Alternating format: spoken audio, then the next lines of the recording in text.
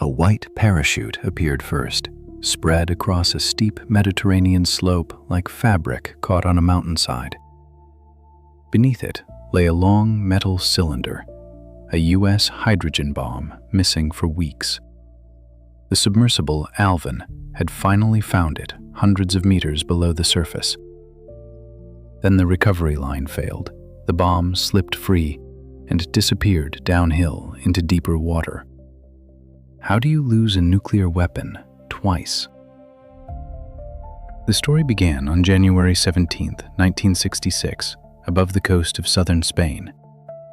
A U.S. Air Force B-52 carrying 4 B-28 thermonuclear bombs was attempting to refuel from a KC-135 tanker when the aircraft collided.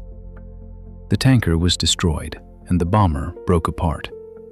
4 weapons fell toward the countryside and sea near Palomares. There was no nuclear detonation, but 2 weapons that struck land suffered conventional explosive detonations that dispersed plutonium over surrounding fields. A 3rd bomb was recovered on land, largely intact.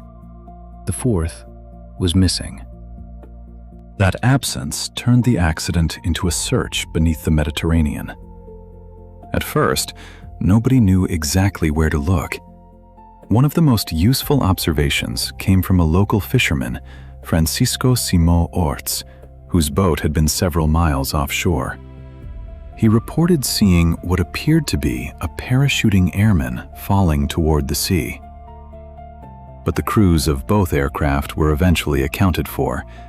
The object beneath the parachute had not been a man.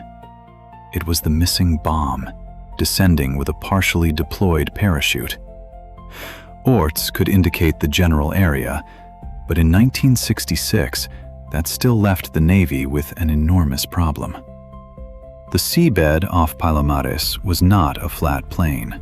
It dropped into steep canyons and slopes, and visibility near the bottom could be only a few meters. A heavy object striking such terrain might slide, tumble, or disappear behind sediment. Surface ships lowered instruments and searched without success.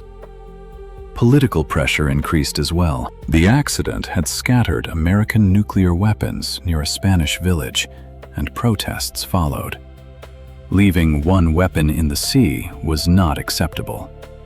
So the Navy brought in a machine still near the beginning of its career, Alvin. The small, human-occupied submersible had entered service only 2 years earlier and was in the middle of an overhaul when the call came. In February, Alvin was flown to Spain and began diving into the search area.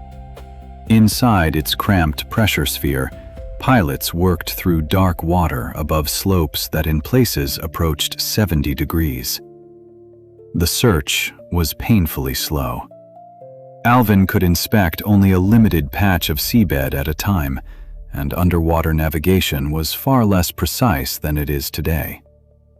Then the crew found something useful: a track.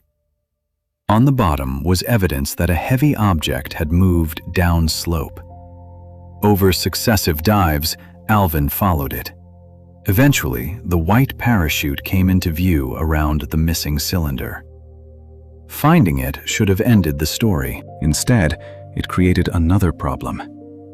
How do you lift a heavy nuclear weapon from a steep seabed when a large parachute is still attached? The recovery team improvised a hook connected to thousands of feet of line. Alvin carried the system down and attached it to the parachute. From the surface, the line was hauled upward, but the partly opened parachute resisted the water like a sea anchor. The load increased, the metal hook bent, and the connection failed. The bomb fell away and vanished again.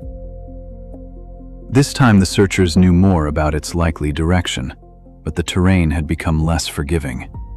When the weapon was located again, it had slid farther down the slope and come to rest deeper than before. Alvin approached once more, only to meet another danger: the parachute itself.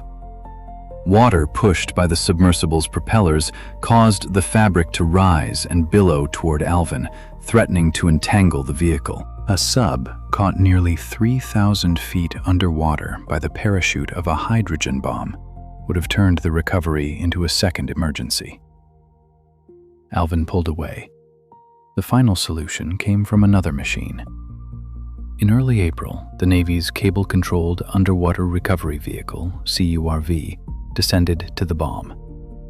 Its role ended in an almost accidental success. The vehicle became entangled in the parachute lines, but that gave the recovery team a secure way to bring the weapon upward. On April 7th, after roughly 80 days on the seabed, the missing bomb returned to the surface intact. Alvin had performed 34 dives and spent more than 220 hours below the surface during the operation. Palomares had shown how several failures could turn a routine Cold War mission into an international nuclear emergency without producing a nuclear explosion. Safety systems prevented the worst outcome, but they could not prevent radioactive contamination on land, an enormous search at sea, or the political consequences of losing thermonuclear weapons near another country. The mission also changed Alvin. The difficult search exposed weaknesses in underwater navigation and demonstrated that a small, crude submersible could perform demanding work beyond ordinary scientific observation. The final photographs are strangely calm. Officials standing beside the recovered weapon on a ship's deck. The crisis reduced again to a metal object that could be guarded and transported. But for weeks, that same object had been somewhere below dark Mediterranean water, sliding down a canyon whenever recovery seemed close. They found the bomb. The harder part was keeping it found.